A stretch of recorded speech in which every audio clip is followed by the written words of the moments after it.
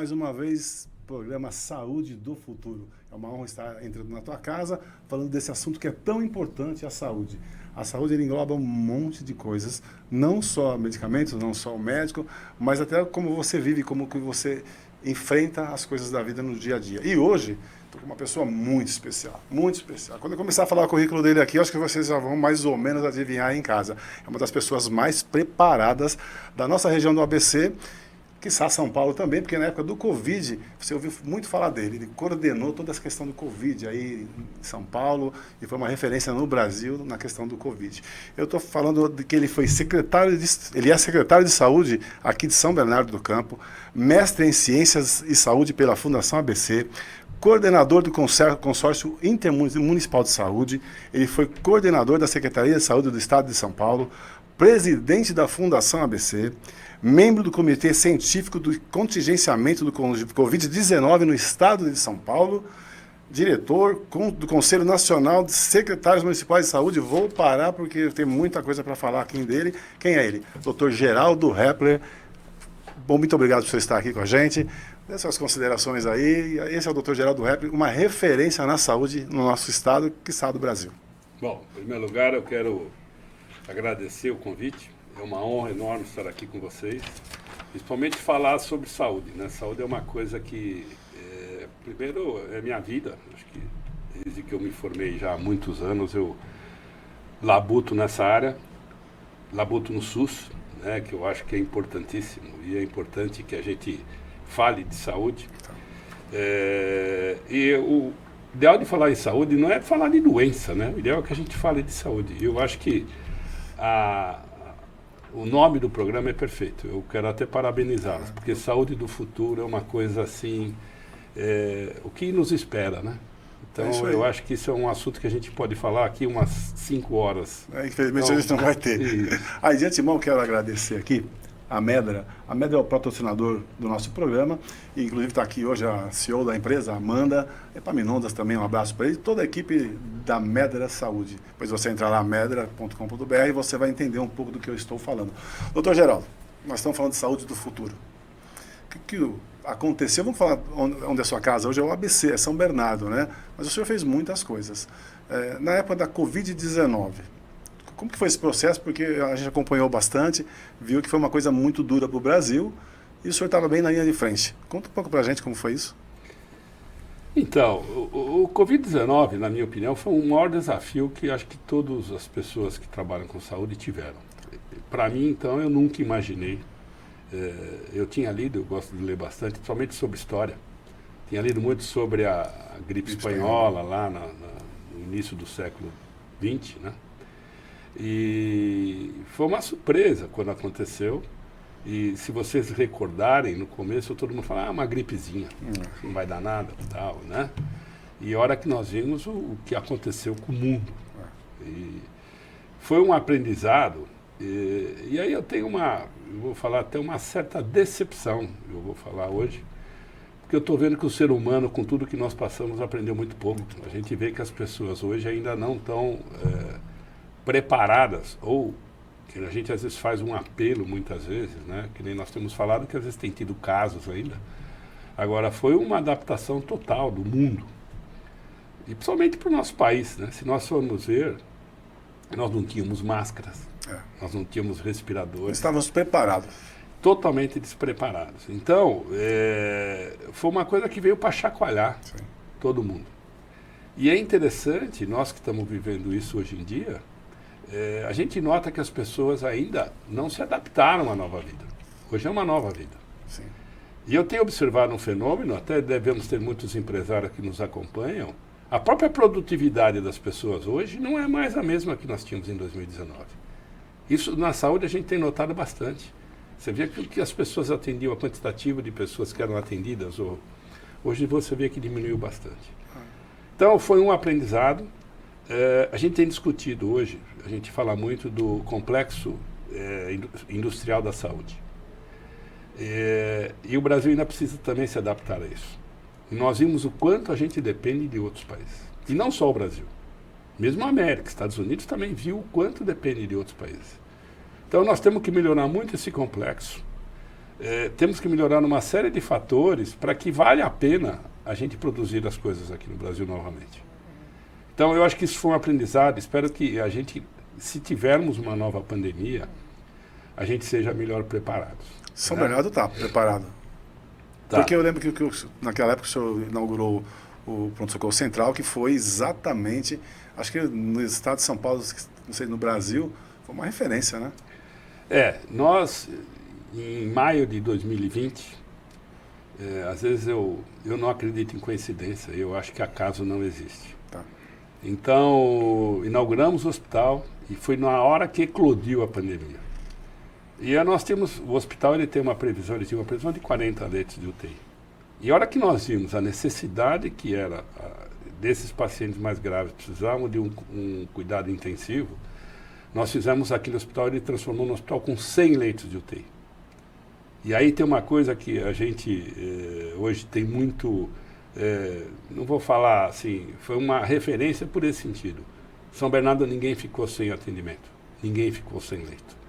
Mesmo numa época em que estava difícil, que a gente conseguia ventiladores, respiradores, ninguém ficou sem respirador, nós conseguimos atender todas as pessoas.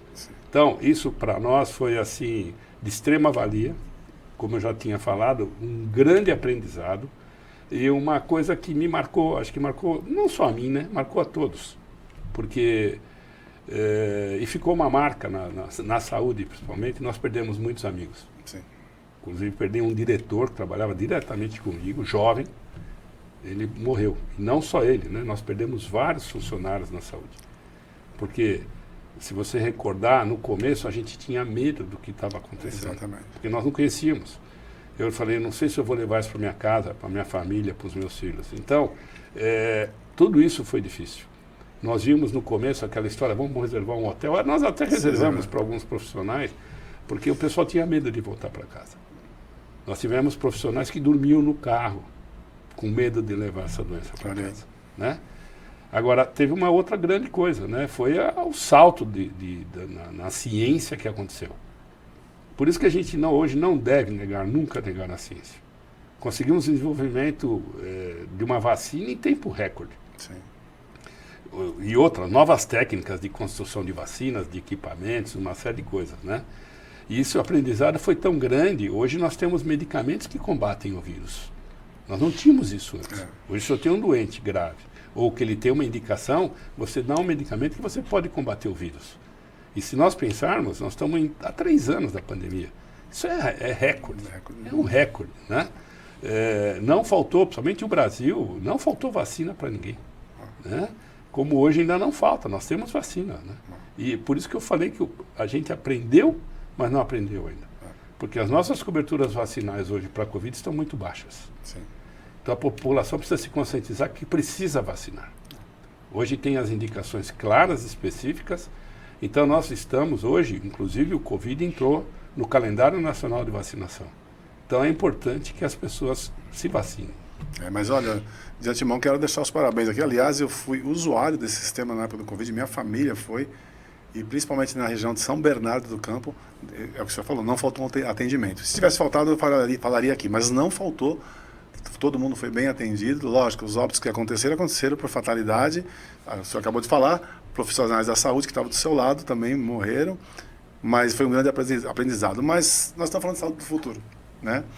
Para São Bernardo, para o ABC, para São Paulo, o senhor vê alguma nova tecnologia chegando? O que nós temos de novidade para atender a população?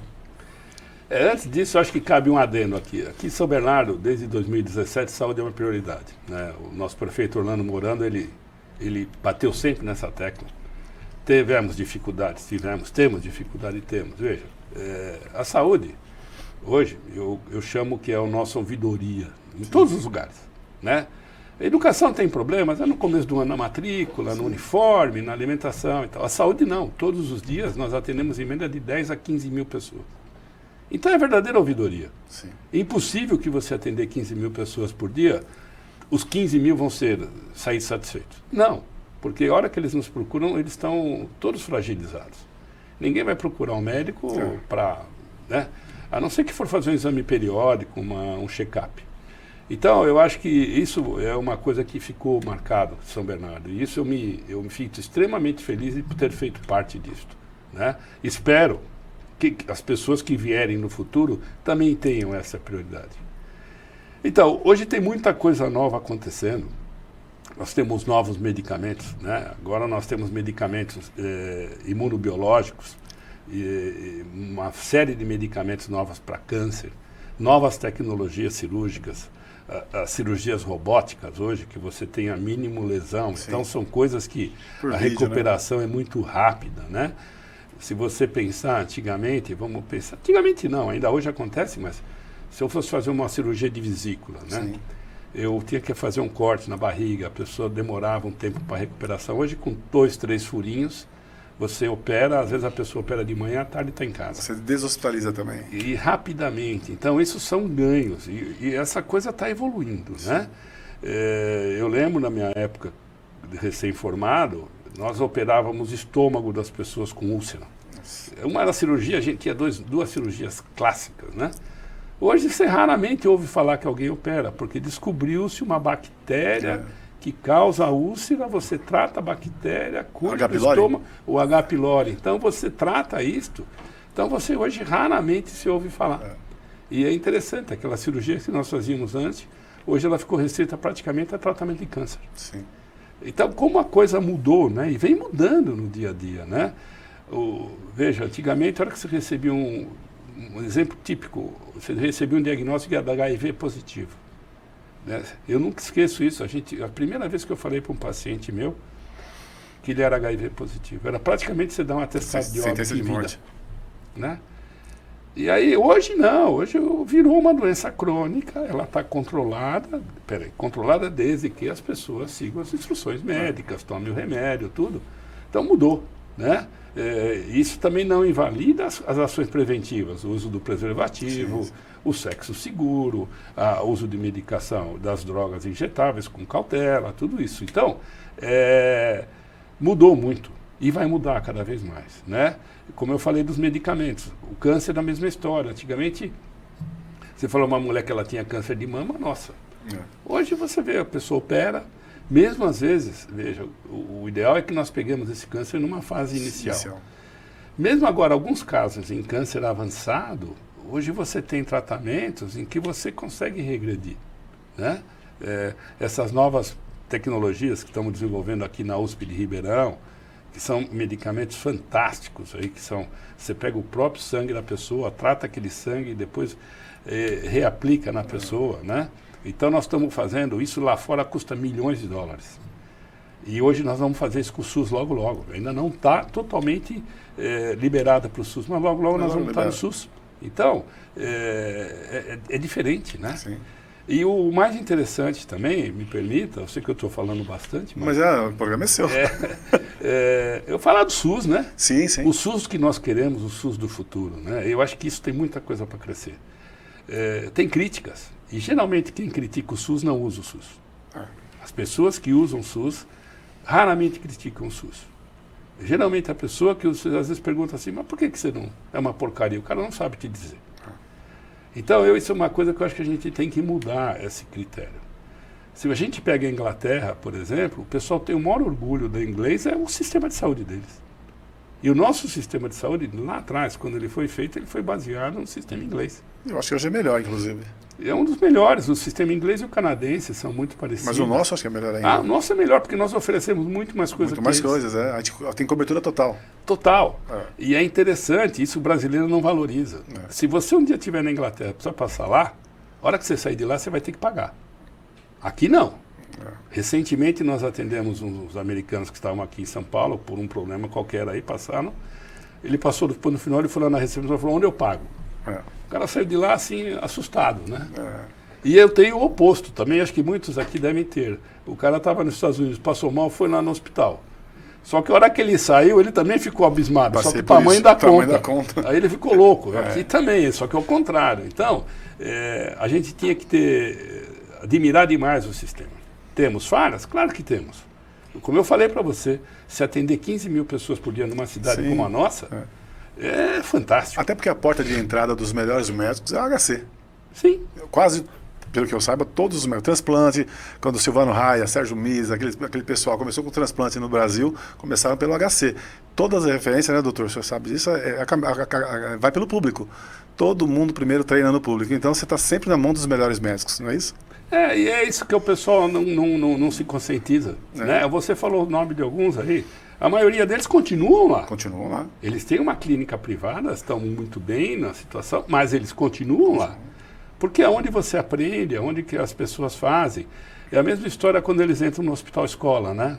Os nossos hospitais todos são escola. Que eu acho que a hora que você tem um hospital escola, o estudante, o residente, ele te obriga a estudar. E você sempre está avançado. Sim. Você sempre está atualizado. Porque ele te cobra. E eu, como sou um médico velho com mais de 40 anos de formado, a hora que você pega um menino desse, que ele começa a pegar, ele chega na tua frente, começa a olhar referência, não sei de onde, referência não sei do que. Aí você já fica, olha de lado e fala assim, eu preciso estudar mais. Estudar mais. E aí ele te obriga. Então isso é uma coisa que as pessoas têm que entender. A hora que você entra no hospital escola geralmente é melhor. É melhor. O próprio HC que você citou, o HC de lá, porque nós temos um HC daqui também que não deixa nada a desejar. Excelente o daqui. O daqui é excelente. Então, os hospitais de escola, pessoal, eles são muito bons. Porque você tem sempre que ter as pessoas mais atualizadas. Os tratamentos mais modernos geralmente estão nesses hospitais. Sim. Né? Então, isso é importante. E é importante que as pessoas se conscientizem nisso. Né? Temos aqui hoje, a gente estava até outro dia fazendo um número, São Bernardo oferece mais de 1000 leitos municipais.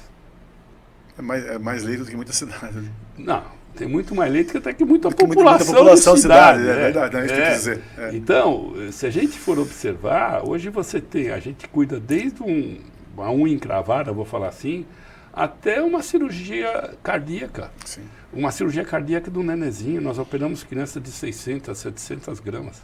Então, eu acho que o povo são bernardense tem que sentir orgulho de morar aqui. De sentir orgulho das coisas que tem nessa cidade, na área da saúde. Porque ela fala, não, mas demora um pouco algumas coisas. Com certeza demora. Veja, nós temos dificuldades, sim, não tenha dúvidas. Veja, nós temos algumas especialidades hoje que no Brasil é mosca branca. Por exemplo, o neuropediatra, que é um nó hoje, né, um problema seríssimo. Você forma 100, 200 neuro por ano no Brasil.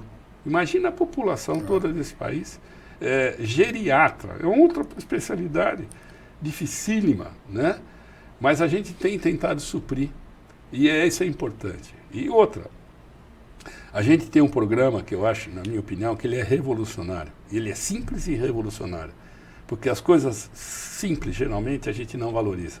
Mas elas são muito boas. O Programa de Saúde da Família. Sempre é. O Programa de Saúde da Família, as pessoas têm que entender, hoje aquele médico daquele bairro, ele tem um grupo de famílias para atender, um grupo de pessoas para atender, tem um enfermeiro, você tem os auxiliares, vocês têm os agentes comunitários, e é ali a ideia, né, e aí que a gente chama o início do cuidado. O início do cuidado tem que ser por ali. O PSF em São Bernardo tem bastante, não? Nós estamos com quase 75% de cobertura. 75 PSF? 75%. Nós temos mais de 200 equipes. E você acaba deshospitalizando também. Bastante. Só agente comunitário. Hoje nós temos quase 700 agentes comunitários. Deixa eu ver.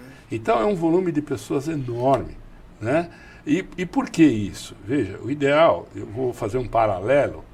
Eu tinha um consultório, né? Eu sou ginecologista de formação. Todos os meus pacientes tinham meu telefone. Todos.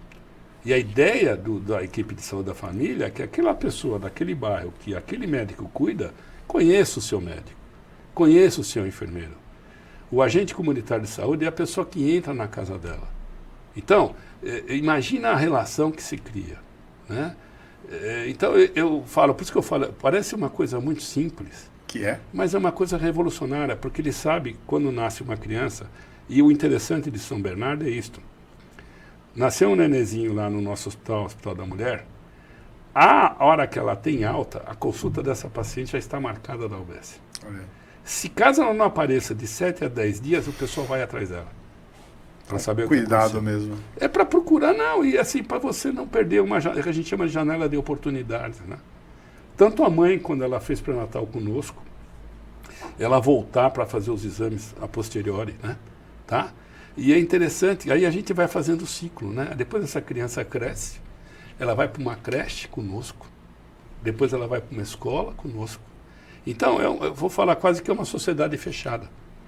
Então, a gente consegue acompanhar esse ser humano, essa pessoa, desde o momento que ele nasce, né? E agora nós estamos tentando fazer um trabalho até para ver aquelas crianças que nasceram há 10, 15, 20 anos atrás, como elas estão hoje. Sim. Né? Como que foi essa evolução? Sim. Então, a gente tem feito um trabalho tremendo aí. E é uma coisa boa, só que do outro lado tem um lado ruim que eu vou falar, mas é o ruim bom. Nós temos feito um trabalho muito grande hoje na área da saúde reprodutiva. É? Então, hoje, São Bernardo é uma das cidades que tem o menor número de gravidez na adolescência. Isso ninguém fala. E eu sempre falei isso da minha vida toda, desde que eu estou na área pública. Cada vez que tem uma menina grávida, adolescente, é uma derrota para a saúde pública. Porque no momento que essa menina engravida, ela interrompe todos os seus sonhos. Ela para de estudar, para de trabalhar. E raramente ela continua com o companheiro por muito tempo. Ela acaba ficando sozinha. E a mãe é mãe, ela vai cuidar desse neném e ela larga tudo que ela tiver que fazer para cuidar dessa criança. Então nós conseguimos reverter. Hoje nós temos um índice praticamente quase que internacional de gravidez na adolescência. Né? E aquilo que eu falei do bom e do ruim. A nossa natalidade está caindo uma ordem de 10% ao ano. Isso é bom. Bom demais. Isso é muito bom. Só que tem o outro lado que é ruim, porque essas pessoas lá na frente vão ser a mão de obra. Porque a nosso sistema de aposentadoria hoje o aposentado recebe quem paga a conta dele é quem está trabalhando. E o Brasil vai virar uma coisa que a Europa demorou 100 anos, que foi essa virada de natalidade, inverter a pirâmide. A pirâmide de São Bernardo hoje ela está assim, ela começa assim, ela faz um bujudo e ela volta assim. O número de pessoas de 0 a 14 anos é igual hoje ao número de pessoas com mais de 60 anos. Isso é curva de país desenvolvido. Isso é grave. Tá? Então hoje nós temos que cuidar aqui dessa criança e nós temos que cuidar hoje. Outro dia eu discuti até com o prefeito Orlando, eu falei, Orlando, acho que a gente vai ter que fazer um seminário com todas as secretarias e aí que eu falo a medicina, a saúde do futuro. Nós vamos ter que fazer uma saúde para a terceira idade. Nós vamos ter que pensar, porque as formas de viver, as formas de trabalhar vão mudar. Sim. Aliás, já mudaram, né? Mudaram, né? As profissões hoje que mais ganham dinheiro não existiam há 3 anos atrás. Então, e essa profissão, mais tarde, nós vamos ter que desenvolver alguma coisa para essa pessoa da terceira idade. E essa pessoa da terceira idade, que sei lá onde está a terceira idade, agora 60, 50, quando meu pai fez 40 anos, eu chorei o dia inteiro, achei que ele ia morrer. Hoje, com 70, 75 anos, é uma pessoa jovem. Ele não se enquadra no trabalho que tem hoje, a gente não acompanha. É só os jovens. Então, esses jovens, mas eles também estão roubando muitas áreas de trabalho, que era braçal tal, pela tecnologia, né? Mas também é bom, né? Também é bom, é futuro. É o futuro, né? É o futuro, né? Eu acho que o ser humano, e essa é a tecnologia veio para facilitar a nossa vida, né? Então, por isso que eu falo, a gente vai ter que fazer coisas e as pessoas já estão enxergando. No futuro muito breve, nós não vamos precisar tanto de escola. Logo tem cidade já hoje que já não está fazendo mais escola. E ela está começando a fazer coisas para a terceira idade. Sim. Nós vamos ter que ter casas adaptadas para a terceira idade. Nós vamos ter que ter um tipo de produto, como você mesmo falou. Hoje, a gente fala, entra no site e procura o site que você vai ver.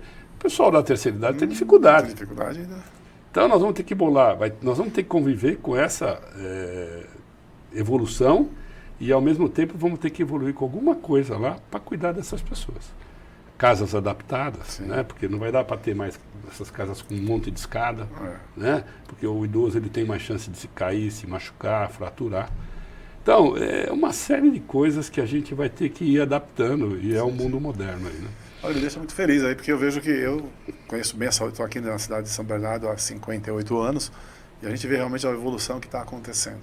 E alguma coisa me torna até surpresa, sabendo o quanto de equipamento que a gente tem, né? O senhor sabe a quantidade de equipamentos que nós temos hoje? Equipamentos de saúde em geral? Nós temos 110, quando eu falo equipamento de saúde, eu falo entre UBS, CAPS e tal. São 110 equipamentos de saúde. 110 equipamentos de saúde. Mas contando também residência terapêutica? Residência terapêutica também.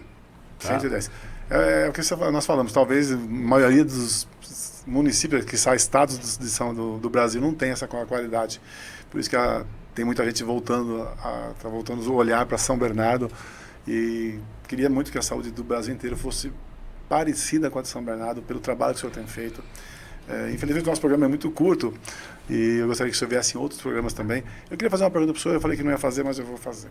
Sobre medicamentos, tá? Até porque tem uma CEO aqui me olhando aqui, né? A questão do cannabis chegando agora, eu sei que está tendo uma revolução, eu fui num congresso esses dias e eu vi que está tendo uma revolução. O senhor acha que isso é uma coisa que veio para o futuro também, não? Olha, é engraçado falar em cannabis, falar em futuro, né? Cannabis é uma passado, planta né? milenar, né? É uma planta milenar, né? Cannabis é que a gente eu acho que o enfoque inicial foi ruim. Foi. Tá? Desculpa, vou falar do cannabis, mas vou falar de uma outra coisa. Pode falar. Lá atrás a gente tinha as drogas psicodélicas, que era o LSD, por Isso. exemplo. E o LSD hoje, um derivado dele, hoje é um dos melhores remédios para depressão. Ele está sendo utilizado em larga escala, né? Mas ele é um alucinógeno. Então, o que acontece hoje? Hoje está vindo. E a cannabis é a mesma coisa, né? Ela tem uma série de utilidades. Hoje em São Paulo já tem uma lei, a lei autoriza, né?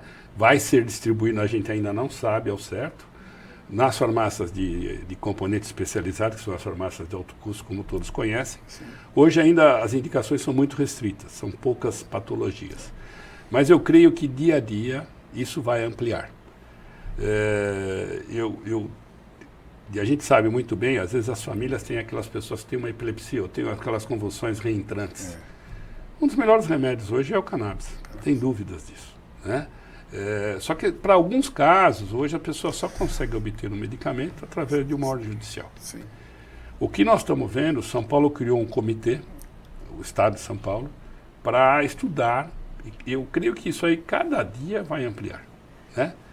E eu vou falar mais, eu não sei se as pessoas sabem, mas às vezes banco de carro, ele usa muito o cânhamo. O cânhamo é banco de carro, uma coisa que vem. Ou seja, está sentado na maconha. Está sentado na maconha.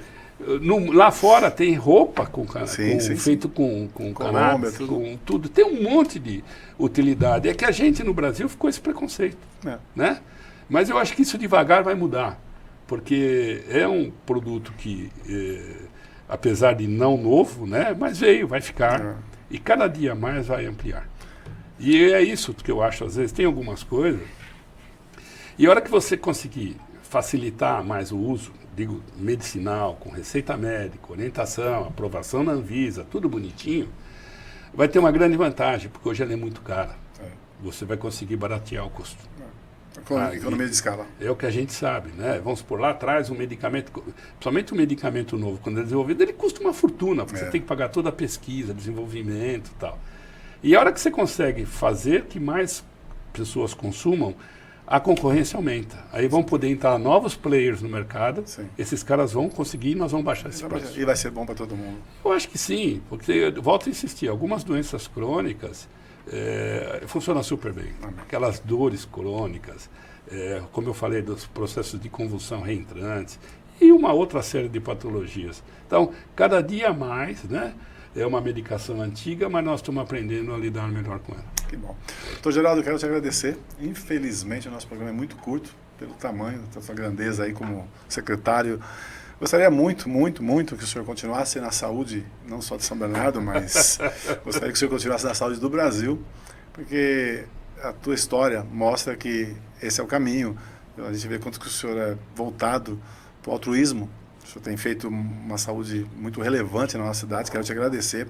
Eu sou usuário da saúde que o senhor tem provocado aqui na nossa cidade. E agradeço a Deus pela tua vida, agradeço o teu trabalho. Gostaria que o senhor desse a consideração final. Eu sou um batalhador da saúde, eu acho que hoje eu sou presidente do Conselho de Secretários Municipais, eu represento 645 secretários. E também estou lá em Brasília, no Conselho Nacional dos Secretários, e a gente faz muito contato com o Ministério. Eu acho que as pessoas têm que acreditar mais no SUS. O Brasil tem um sistema só, que todo mundo tem que saber, chama-se SUS. O outro sistema, que é o privado, ele é complementar. A própria Constituição diz isso. Então, as pessoas têm que gostar do nosso sistema. Tem falhas? Com certeza, mas nós estamos lutando muito para melhorar, né? E outra coisa, não é que é de graça, é que as pessoas se enganam.